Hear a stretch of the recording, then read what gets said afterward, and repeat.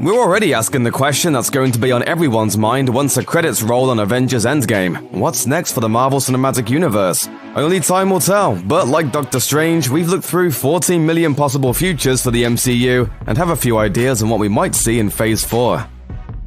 Those of you who are slightly less obsessive about the MCU might be wondering what exactly we mean by Phase 4. Basically, while each film walks a delicate balance between being a standalone feature and a part of a much larger saga, the MCU movies are conceptually divided into phases. The idea is that while they might not necessarily be direct sequels, they each tie into each other thematically, and build to a climax that unifies everything that came before. Phase 1, which began with Iron Man in 2008, and moved through movies like Captain America, The First Avenger, Thor, and often overlooked Incredible Hulk, was all about introducing each of the superheroes on their own before bringing them together in the Avengers. Phase 2 was about building a much larger universe around them, and reframing what a superhero was by introducing cosmic heroes with vast adventures like the Guardians of the Galaxy, and micro-heroes with much smaller scale adventures like Ant-Man. Thematically, the climax of Phase 2 was Avengers Age of Ultron, which also added heroes like Vision and the Scarlet Witch to the team.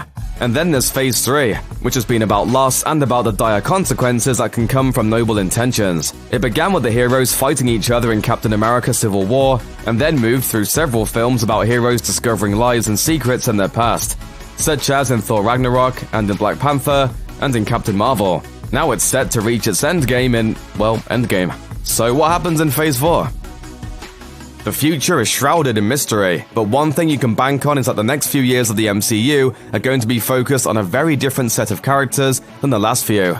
Part of that, of course, is the inevitable product of the march of time. Chris Evans has mentioned that he'd like to be done with blockbusters and focus on smaller projects, at least for a while. And Robert Downey Jr. has expressed some similar desires to move on from Tony Stark.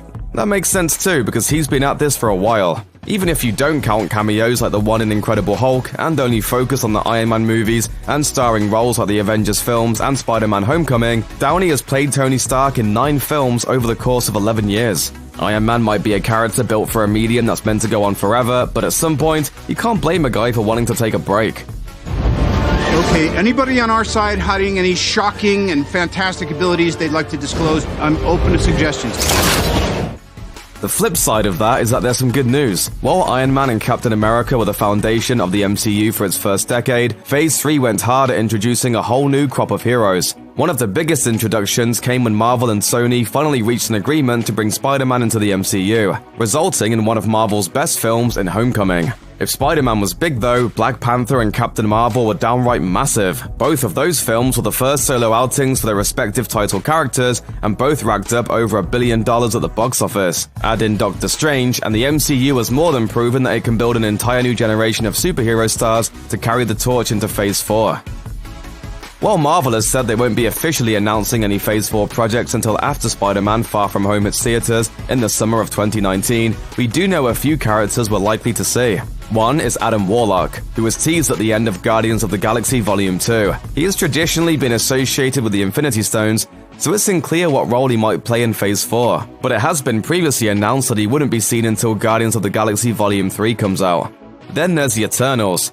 Created by the great Jack Kirby, the Eternals is set to star Angelina Jolie, and features a group of humans who long ago were experimented on and given tremendous powers by the cosmic space gods known as the Celestials, who previously cameoed in Guardians of the Galaxy. And finally, there's Shang-Chi, the master of Kung Fu, who is the world's greatest martial artist. In the comics, Shang-Chi dedicated his life to defeating the world-conquering plans of his father, an immortal Chinese villain. The announced MCU film is reportedly going to be updated for modern audiences though. So just what role Shang-Chi or any of these new faces will play in Phase 4 is still unclear.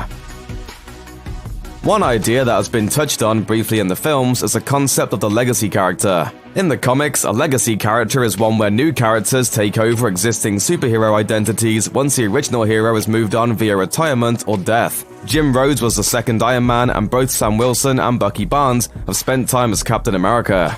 You couldn't have done that earlier? I hate you. So far, the only hint of this in the MCU has been with Ant-Man and the Wasp, with Scott Lang and Hope Van Dyne taking over those identities from Hank Pym and Janet Van Dyne. But if Chris Evans and Robert Downey Jr. do indeed hang up their spandex after Avengers Endgame, it's very possible we may see Rhodey take over as Iron Man, or Bucky take over as Captain America. After all, what better way to pay homage to the founders of the MCU than by making sure their names live on forever? One safe assumption to make about the MCU going forward is that whatever storyline weaves through and unites the next 20 movies, it won't be focused on Thanos and the Infinity Stones. Once you gather up the 6 of them, forge them into a giant golden gauntlet, and kill half of the universe after all, there's really no way to top it. There's a reason beyond just a logical progression of events that leads us to think we're going to be done with the Stones though. Marvel Studios President of Production Kevin Feige collectively referred to the first 22 MCU films as the Infinity Saga. In addition to being a nice designation to fit on the side of a ridiculously expensive box set of Blu-rays, that's a pretty clear indication that the stories built around the Stones are coming to an end. So what will the next MCU saga be about? Luckily, it turns out there are plenty of possibilities. One of the things that makes it so difficult to figure out where the Marvel movies are going after Endgame is that eliminating the Infinity Stones doesn't really narrow down our options for what might take their place. In the comic book pages, Marvel has spent about 60 years creating a nearly endless supply of MacGuffins. If you're not familiar with the term, a MacGuffin is a term for a plot device that sparks the inciting incident. It's the thing that everyone's looking for, like the briefcase in Pulp Fiction, or the Maltese Falcon in the Maltese Falcon, or like the 6 magic stones that everyone in the MCU has been obsessing about for the last decade.